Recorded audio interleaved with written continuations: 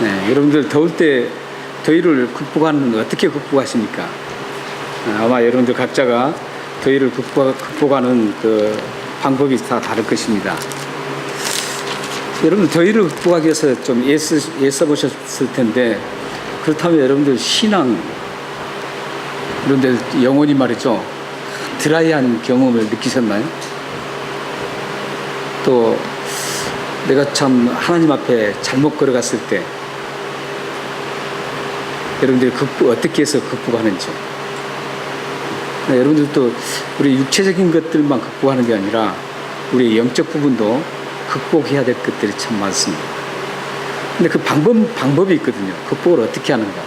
그러니까 더위를 극복하기 위해서 뭐 에어컨 밑에 가서 입는다든지, 또 아니면 뭐 핏을 가신다든지, 이런 극복 방법이 많이 있거든요. 있는데 영혼의 어떤 곤비함, 또 영혼이 자꾸 그 나태해지고 또 드라이해지고 이랬을 때 여러분들 혹시 극복하는 그 방법을 생각해 보셨는지? 아마 육체적으로는 좀 잘못된 게 있으면 극복하려고 노력할 겁니다. 예를 들어서 아프면 어떻게 이 아픔을 극복할 것인가, 병원에 가서 진찰해보고 여러 가지 방법을 쓰겠죠. 근데 영혼이 이 문제가 있을 때는 극복할 방법을 별로 생각하지 않을 것 같아요. 근데 저 같은 경우는 저의 노하우를 좀 말씀드리겠습니다. 근데 저 노하우는 영적인 부분, 또 육적으로도 힘들고 이랬을 때 제가 극복하는 방법은 이 영적인 극복이 우선입니다. 그래서 저는 이 극복할 때 시편 62편 5절에서 8절 말씀을 묵상합니다. 그리고 그 말씀을 깊이 묵상을 해요. 계속 생각하면서 묵상합니다. 어떨 때는 뭐 30분, 1시간까지 갈 때도 있습니다. 그렇게 깊이 묵상을 합니다. 묵상하고 나서 그 다음에 그 말씀을 기준으로 해서 기도를 합니다. 그 기도를 또 깊이 또 해요. 계속 기도를 하고, 그런 다음에 찬송을, 제가 골라놓은 찬송이 있습니다. 네 곡이 있는데 그 네 곡을 알고 싶은 분들은 저한테 개인적으로 말씀해 주시기 바랍니다. 네. 여기서 다 하면 또 시간 많이 걸리니까요. 사실 저는 오늘 그 곡을 짤막짤막하게 한번 불러보려고 그랬어요. 근데 시간이 좀 같아서 제하겠습니다. 그 네 곡을 제가 선정을 해놨습니다. 그래서 그 네 곡을 계속 묵상하면서 1절부터 3절까지 있는 건 3절까지, 1절부터 4절까지 있는 찬송은 4절까지 계속 부릅니다. 그러면서 그 말씀과 제가 선택한 그 찬송과 말씀이 참 매치가 잘 됩니다. 그래서 그 네 곡의 찬송을 계속 불러요. 부르면 어느샌가 제가 그 드라이했던, 메말랐던 저 영혼이 아주 풍성해진 걸 느낄 수 있습니다. 그리고 힘들고 어려웠던 모든 것들이 다 감사로 체인지되는 것을 저는 경험을 합니다. 여러분들이 혹시 이제 좀 힘들고 어렵고 또 영혼이, 육체의 어려움은 사실 영혼과 밀접한 관계가 있거든요. 그래서 영혼을 여러분들이 다루시면 육체적인 것은 자연스럽게 문제가 되지 않습니다. 여러분들이 영혼이 똑바로만 하나님 앞에 서 있으면 육체의 어떤 것이 와도 감사합니다. 두렵지 않습니다. 또 감사하게 됩니다. 그렇기 때문에 우리가 관심 가지고 쏟아야 될 것이 뭐냐면 육체적인 어떤 환경과 육체적인 것이 아니에요. 이 보이는 것들이 아니에요. 우리의 보이지 않는 이 영혼만 여러분들이 잘 관리하시고 하나님만 바라보면서 하나님과 밀접한 관계를 잘 유지하시면 여러분들의 환경 속에서 일어나는 많은 문제들, 이게 문제될 게 없어요. 오히려 그걸 통해서 더 감사하게 되고, 그걸 통해서 하나님은 또 놀랍게 그걸 통해서 나를 더 하나님의 살아계신 계신 것을 증거해주는 놀라운 일을 체험할 수가 있습니다. 여러분 모두가 이런 영적인 관리를 하셔서 여러분들 지금 그 고민되는 것들, 여러분들이 가지고 있는 그 수많은 것들이 자연스럽게 하나님에 의해서 극복되어지는 그런 놀라운 일들이 있었으면 좋겠습니다. 저는 이제 그 말씀을 계속 묵상하면서 또 기도하면서 극복을 합니다. 제가 이제 음미하는 찬송 한 곡은 제가 소개해드리겠습니다. 왜냐하면 이 설교 말씀과 연관이 있기 때문에. 그건 304장입니다. 그 크신 하나님의 사랑 말로 다 형용 못하네, 이렇게 되죠. 2절에서 제가 참 은혜를 많이 받습니다. 물론 1절, 3절까지 다 은혜를 받는데 2절에서 참 어떨 때는 은혜를 참 많이 받습니다.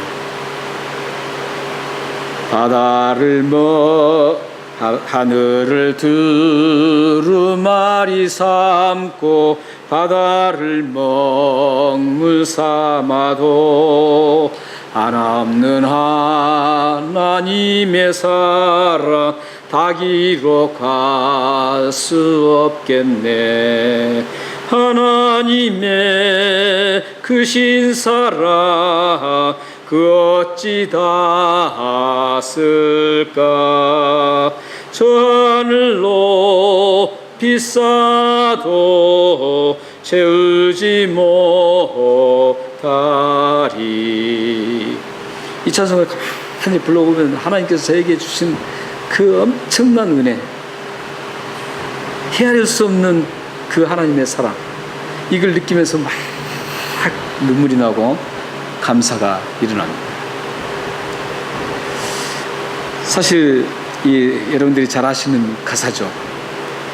가사인데 이 가사처럼 하늘을 두루마리 삼아도 바다를 먹물 삼아서 다 기록하려고 해도 하늘이 얼마나 넓습니까? 바닷물이 얼마나 많습니까? 그걸 다 가지고 다 그 소모될 때까지, 바닷물이 다 먹물이 돼서 소모될 때까지 하나님의 그 하신 일들 다 기록해도 하늘에 다 기록할 수가 없다는 거예요. 다 쓸 수가 없다는 것이죠. 성경 말씀이 이 말씀처럼, 이 찬송가 가사처럼 성경에도 하나님의 모든 걸 기록할 수가 없습니다. 기록할 수가 없어요. 하나님이 우리에게 꼭 필요한 것만, 인간들에게 꼭 필요한 것만 기록해 주셨습니다. 그걸 신뢰로 든다면 하나님은 살아계시다. 하나님이 살아계신 것을 이 말씀 속에 계속 상세하게 기록해 주고 있습니다. 그런데 이 살아계시다고 계속 기록해 주는데도 불구하고 이걸 못 믿는 분들이 있어요. 아니면 이걸 받아들여도 정말 내 감정 속에서 나의 인격적으로 이 말씀을, 살아계신 하나님을 받아들이지 않은 분들도 있어요. 하나님은 이 말씀 속에 살아계신 하나님이라는 것을 모든 인간들에게 들려주고 보여주기 위해서 이 성경에 기록했습니다. 성경에 모든 걸 기록한 거 아니에요. 다 기록하려면 기록할 수가 없어요. 그 다음에 어떤 걸 기록했죠? 하나님의 창조를 기록했습니다. 하나님이 이 세상을 만드셨다는 걸 기록했습니다. 이 세상을 누구도 만들지 않았다는 거예요. 그리고 이 세상이 조그만 아메바에서 시작해서 점점 발달해서 그 진화가 돼서 사람까지 되었다. 이 새빨간 거짓말이 아니라는 거예요. 그래서 새빨간 거짓말이라는 거예요. 하나님이 이 세상을 만들었다고 성경 곳곳에서 말씀하고 있습니다. 뿐만 아니라 이 성경에는 죽을 수밖에 없는, 죄를 죽을 수밖에 없는 우리들을 어떻게 하나님의 사랑으로 우리를 구원할 것인가, 그 고민이 기록되어 있습니다. 하나님의 가장 큰 고민 중에 하나였어요. 어떻게 하면 죽을 수밖에 없는, 영원히 죽을 수밖에 없는, 죄로 인해서 죽을 수밖에 없는 저 죄인들을 어떻게 하면 살릴 수 있을까? 그 하나님의 엄청난 그 사랑의 뜨거운 마음이 여기에 성경에 그대로 기록되어 있다는 거예요. 예수 그리스도를 보내신 그 장면, 모든 것들이 우리를 구원하시려고 기록해 주셨습니다. 뿐만 아니라 우리 그리스도인들이 하나님의 자녀가 된 다음에 그리스도인들은 어떻게 살아가는가, 이걸 기록해 줬습니다. 그래서 우리가 하나님의 사람으로 살아가려면 성경을 모르고는 절대로 하나님의 백성답게 살아갈 수 없습니다. 이 성경을 알아야만 하나님의 백성답게 살아갈 수가 있습니다. 여러분들이 정말 내가 하나님의 백성답게 살고 싶다면 다른 것에 찾을 필요가 없어요. 어떤 방법론에서 찾을 필요가 없습니다. 어떤 프로그램에서 찾을 수가 없습니다. 오직 이 성경에만 하나님의 자녀가 어떻게 살아가야 될지를 쭉 기록하고 있습니다. 그래서 우리가 성경을 사랑해야 됩니다. 하나님 말씀을 가까이 해야 합니다. 하나님 말씀을 사랑하고 가까이 하면 여러분들 자연스럽게 하나님의 백성으로 살고 싶은 의욕이 생기고, 그 의욕이 행동을 일으키고, 그래서 하나님 보시기에 아름다운 자녀가 되어서 하나님 앞에 아름답게 쓰임받을 수 있다라는 겁니다. 그러므로 성경을 모르고는 하나님 앞에 쓰임받을 수가 없습니다. 만약에 쓰임받는다 그래도 그건 가짜 쓰임받음입니다. 성경 몰라서 굉장히 크게 쓰임받은 분도 있어요. 그런데 그분들은 그 가짜입니다. 구약시대에도 참 선지자보다도 거짓 선지자가 훨씬 비교할 수 없을 만큼 많았습니다. 대단하게 이적도 행한 사람도 있었습니다. 그리고 또 이 말씀에 어떤 말씀이 있어요? 앞으로 예수 그리스도가 오실 것이다. 우리를 장차 구원하실 그 예수 그리스도께서 이 땅에 심판주로 오셔서 이 세상을 다 심판하실 것이다. 예수 그리스도의 세컨 카밍을 여기에 기록해 주고 있습니다. 이런 부분을 기록하셨어요. 시시콜콜한 것, 이런 것들을 기록하지 않았습니다. 그런데 또 한 가지 기록한 게 있습니다. 성경에. 어떤 거냐면 별로 중요하지 않는 것. 그러니까 좀 대수롭지 않는 거 있죠. 대수롭지 않는 그런 말씀도 기록되어 있습니다. 그런데 그 대수롭지 않는 말씀이 중요하기 때문에 기록해 주고 있습니다. 근데 성경에 보면 우리 그리스도인들이, 하나님의 백성들이 살아갈 때 두 가지로 기록해 줬죠. 하나는 하라, 또 하나는 하지 마라. 이 두 가지로 되어 있습니다. 하라고 하면 되는 거예요. 하지 말라 그러면 안 하면 되는 겁니다. 이게 우리가 그리스도인으로, 하나님의 백성으로 사는 방법입니다. 하지 말라 그러면 하지 안 하면 돼요. 거짓말 하지 말라 그러면 거짓말 안 하기 위해서 노력하고, 또 거짓말 안 하기 위해서 몸부림쳐야 되는 것이죠. 또 부모를 공경하라 그러면 부모가 어떤 자격이 없어도 무조건 공경해야 되는 거예요. 이 세상에 완벽한 부모가 누가 있겠어요? 아무도 없어요. 부모가 아무리 못나고 부족해도 무조건 그 부모에 대해서는 공경하라는 게 성경입니다. 이렇게 하라 하지 마라, 이 두 가지를 기록해 주고 있습니다. 그런데 하라 하지 마라 그것도 아닌 대수롭지 않는 말씀도 기록해 주고 있다는 거예요. 그게 바로 오늘 우리가 함께 읽었던 말씀입니다. 오늘 사실 이 말씀은 해도 되고 하지 않아도 되는 그런 말씀이에요. 오늘 이 본문에서 보면 고린도 교회 문제죠. 고린도 교회는 많은 문제를 안고 있었어요. 고린도 교회만큼 성숙하게 좋은 신앙의 교회가 될 수 있는 그 요건을 갖춘 교회가 그 당시에 별로 없었어요.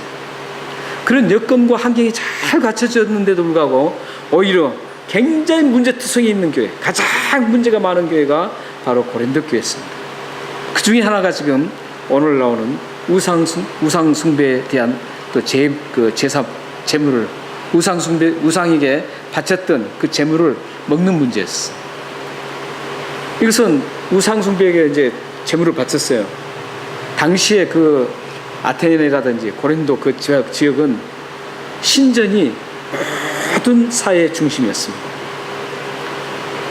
모든 그 주민들, 그 백성들은 신전이 제사하는 날이면 모두가 그 신전을 가서 그곳에서 먹고 신에게 그 우상에게 절하고 이런 신전 예식을 드렸습니다.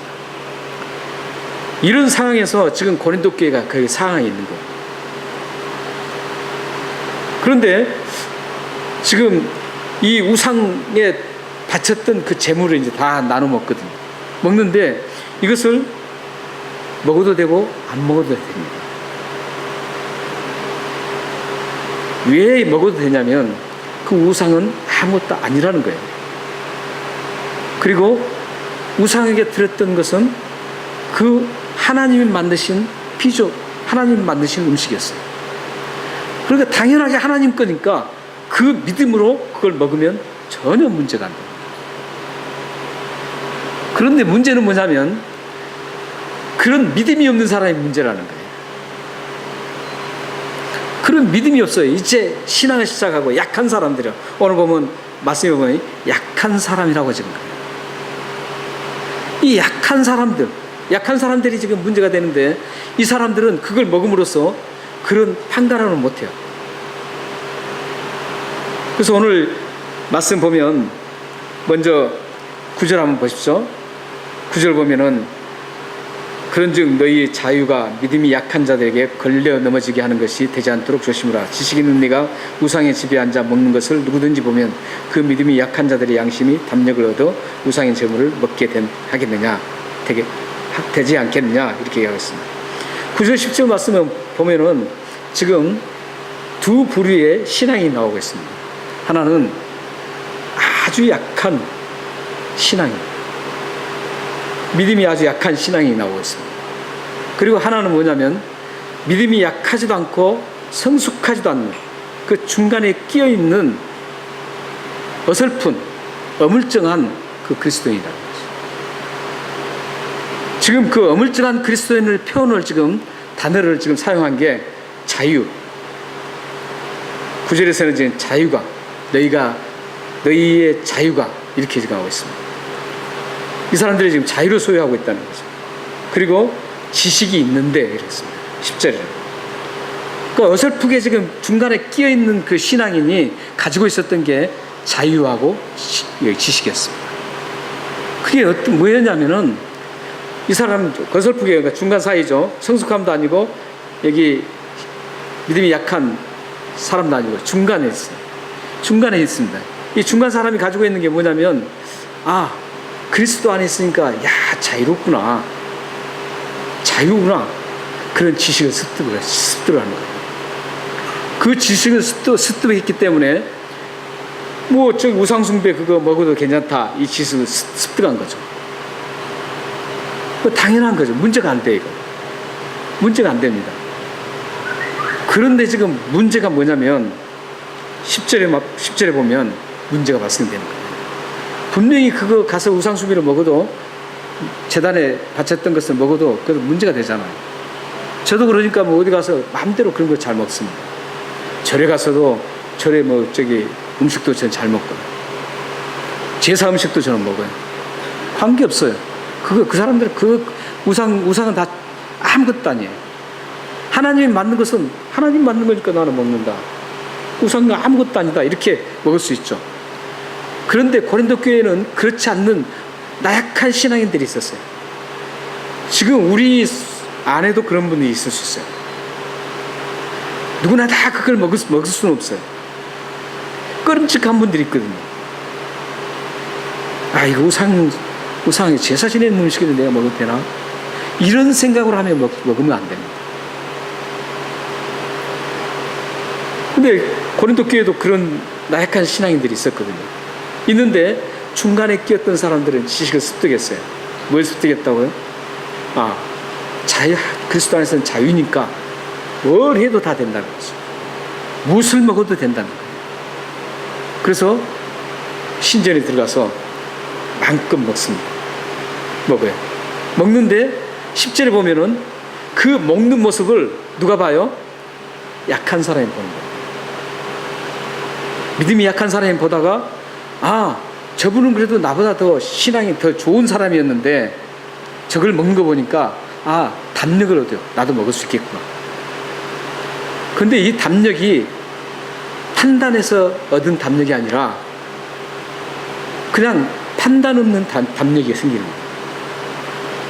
그냥 먹게 되는 겁니다. 가서 아, 먹어도 되는구나. 단순하게 그렇게 생각하고 가서 먹게 된다는 거예요. 그러니까 정확하게 신앙으로 딱 세우지 않는 상태에서 먹는다는 거예요. 그래서 보면은 11절에 보면은 그래서 그 약한 자가 멸망하나니 이렇게 하고 있어요. 그것을 먹고 멸망이 된다는 거예요. 그리고 12절에는 또 뭐라 그럽니까? 그 약한 양심을 상하게 된다.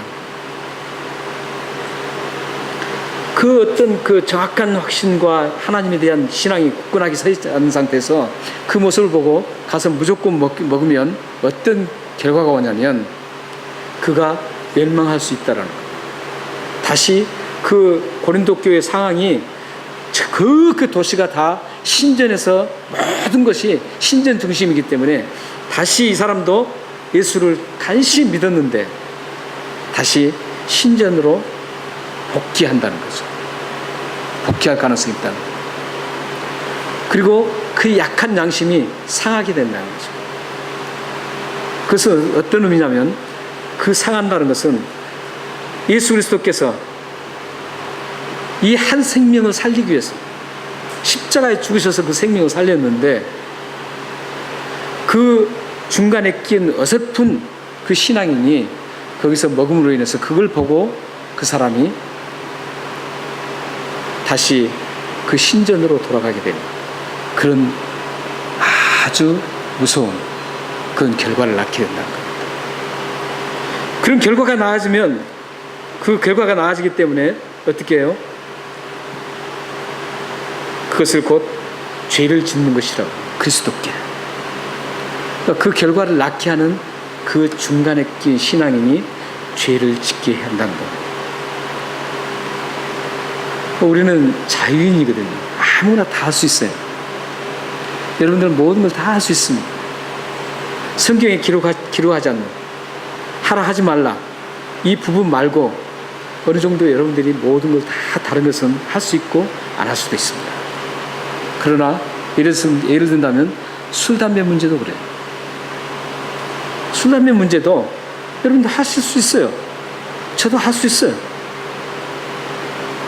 그러나 안 한 이유가 있습니다. 그 안 한 이유가 뭐냐면 나를 보고 내가 하는 걸 보고 약한 사람이 실족할 수 있다는 거예요. 그러니까 여러분들 혹시 술 드시고 싶으면 혼자 몰래 헐쩍헐쩍 마시세요. 그건 제가 허락하겠습니다.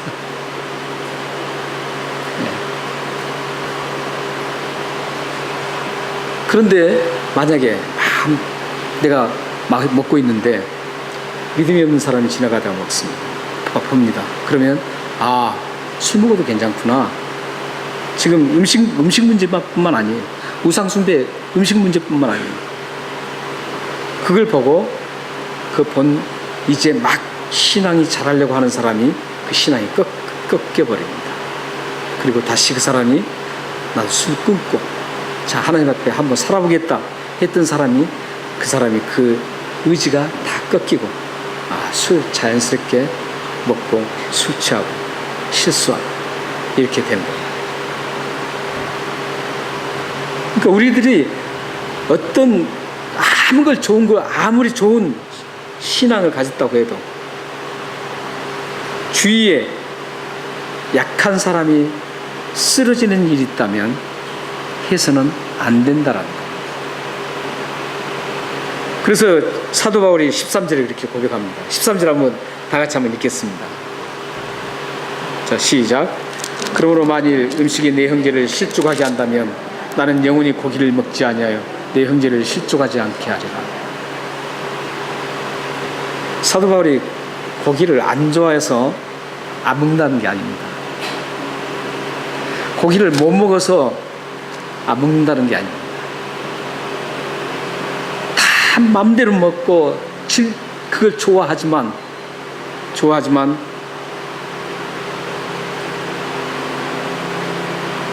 약한 형제가 실족하고 약한 형제에게 양심에 끓이키는 상함이 있다면 결코 영원토록 그것을 먹지 않겠다라는 것.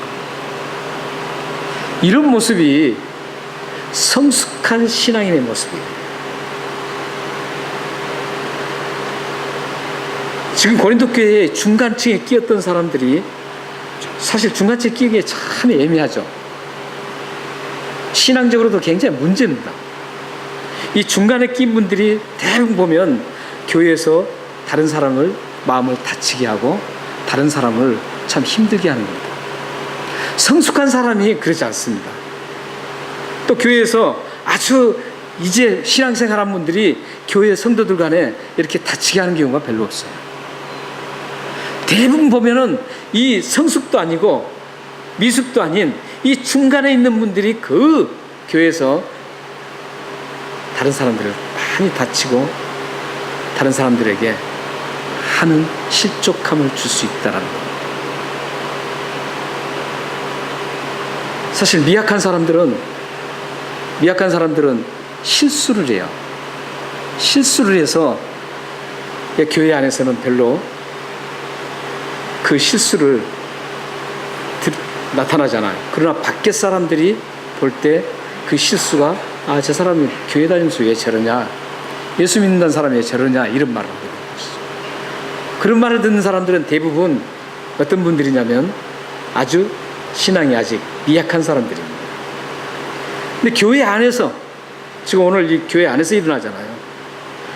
이것도 아니고 중간에 낀 어설픈 그 신앙인들이 교회 안에서 많은 사람을 다치게 할 수 있고 많은 일들을, 좋지 않는 일들을 만들어낼 수 있다는 거예요. 우리는 여기에서 한번 생각해 봐야 돼요. 과연 나는 그러면 어디에 속했는가? 미약한 것에 속했는가? 미약한 사람은 밖에서 욕먹어요. 밖에 세상 사람들은. 지금 한국교회가 밖에서 욕먹은 거예요. 그러면 어떤 건지 아시겠죠? 한국교회가 미약하다는 거예요, 지금.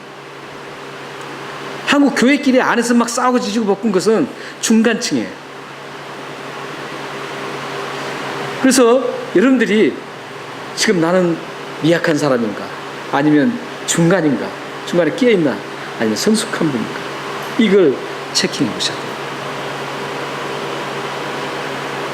이 두 부류, 미약한가?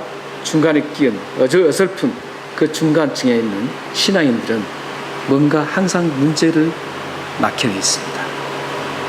성숙함으로 우리가 나가야 할 그 이유입니다.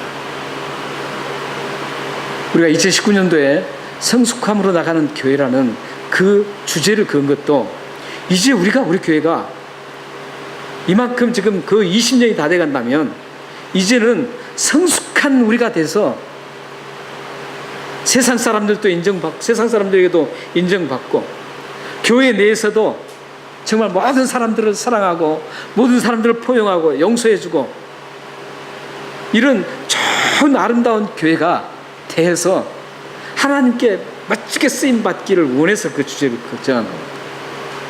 그러니까 우리는 성숙으로 나가야 돼요.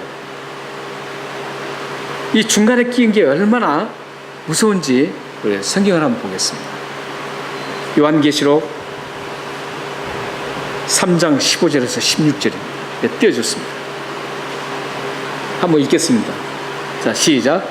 내가 내 행위를 아노니 내가 차지도 아니하고 뜨겁지도 아니하도다. 내가 차든지 뜨겁든지 하기를 원하노라. 내가 이같이 미지근하여 뜨겁지도 아니하고 차지도 아니하니 내 입에서 너를 토하여 버리리라. 굉장히 무섭죠. 여기 이 교회는 지금 라오디게아 교회에게 지금 예수님께서 말씀하신 겁니다. 말씀하셨는데 미지근하지도 덥지도 않다는 거예요. 라오디게아 교회의 형편은 사실 그 물이 먹는 물이 미지근하지도 않고 차지도 않았던 물이었어요. 왜냐하면 저도 이제 특히 이제 방문했잖아요. 보니까 이해가 됐습니다. 굉장히 멀리서부터 물이 흘러옵니다. 흘러온 다음에 그 차가웠던 그 물이 흘러오는 과정에서 뜨거운 햇볕을 받아가지고 미지근하게 돼버립니다. 근데 그 물을 먹고 사는 거예요. 그래서 지금 나온 얘기 말씀이거든요. 그러니까 우리 신앙인이 이것도 아니고 저것도 아닌 중간 사이에 있다고 그것이 좋은 게 아니라는 거예요. 우리 그 한문에는 그런 게 있죠. 중도를 지키면 좋다 이러지. 그렇지 않습니다. 성경은 그렇지 않습니다. 성경은 예스면 예스, 노면 노. 그리고 차갑든지 덥든지 이렇게 돼 있습니다. 여러분들이 지금 어느 신앙에 있는가요? 중간에 있다고 생각하는 분들이 많을 수도 있습니다. 한번 보십시오. 얼마나 강력한 메시지입니까? 그것을 먹을 수가 없습니다. 하나님 앞에 사용될 수가 없습니다. 하나님 앞에 사용될 수 없어서 버리게 됩니다. 정말 여러분들이 하나님 앞에 멋지게 사용되어지고 여러분 자녀가, 여러분 가정이 멋지게 하나님 앞에 정말 사용되고 싶다면 성숙함으로 나가야 된다는 거예요. 이것도 아닌 저것도 아닌 어설픈 그런 단계에서는 하나님 앞에 쓰임받을 수가 없다라는 거예요.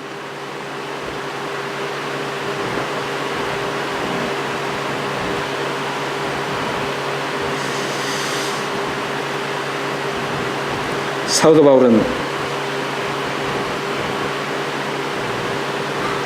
참 이런 사도 바울은 성숙한 그리스도인이었기 때문에 성숙함으로 나갔던 분이기 때문에 어떤 이런 그 중간에 끼인 게 아니라 성숙한 분이었기 때문에 13절에서 그렇게 단호하게 지금 말씀하고 있습니다.